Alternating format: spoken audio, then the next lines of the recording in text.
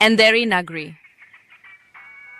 क्या आपने कभी ऐसी हुकूमत देखी है जहां इंसाफ अंधा हो और हुकूमत बेअक्ल, जहां कातिल आज़ाद घूमे और बेकसूर को सोली चढ़ा दिया जाए?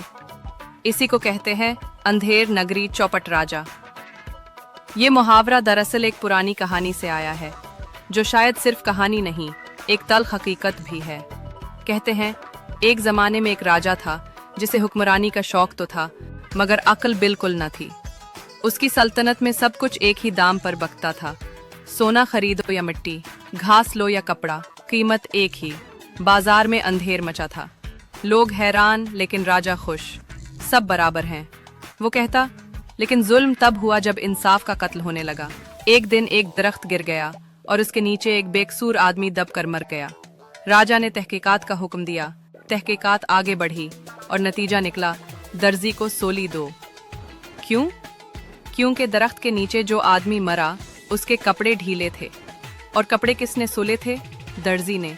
बस फैसला हो गया, दर्जी जिम्मेदार है, सजा पाएगा। जब ये तमाशा देखा गया तो किसी अक्लमंद ने कहा, ये तो अंधेर नगरी चौपट राजा है।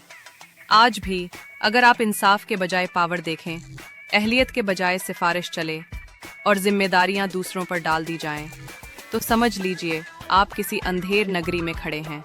ये मुहावरा आज भी जिंदा है, सियासत में, इदारों में, बल्कि हमारी रोज़मर्रा ज़िंदगी में भी।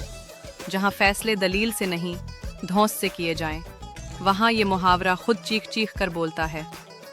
तो अगली बार जब आप किसी अजीब व गरीब फैसला देखें, तो बस कहिए, अंधेर नगरी चौपट राजा।